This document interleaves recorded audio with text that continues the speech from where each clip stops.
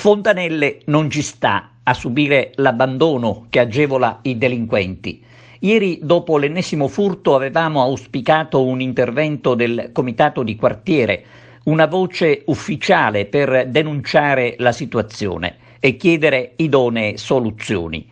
Ebbene, la risposta non si è fatta attendere. Questa mattina, infatti, il comitato Fontanelle Insieme ha esposto al prefetto di Agrigento con una lettera quello che è il nuovo disagio per gli abitanti di Fontanelle dopo che i soliti ignoti hanno avuto il coraggio di agire in pieno giorno, forse sapendo di poterlo fare, perché nessuno li avrebbe contrastati, neppure i cittadini, lontani da quella doverosa collaborazione con le forze dell'ordine che continua a mancare a spese di tutti.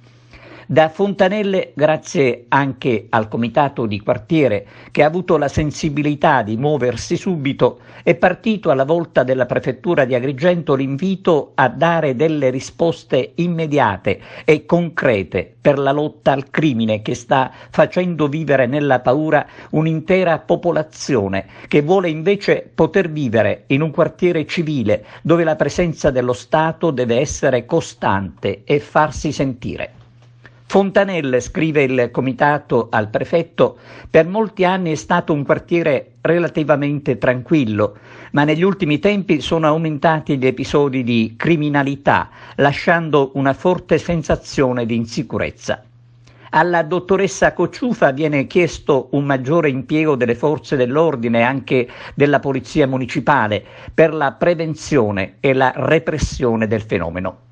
Il comitato si è messo a disposizione del prefetto offrendo la propria collaborazione al fine di arrivare a sconfiggere l'odioso fenomeno dei furti e superare lo stato di abbandono anche dal punto di vista della sicurezza.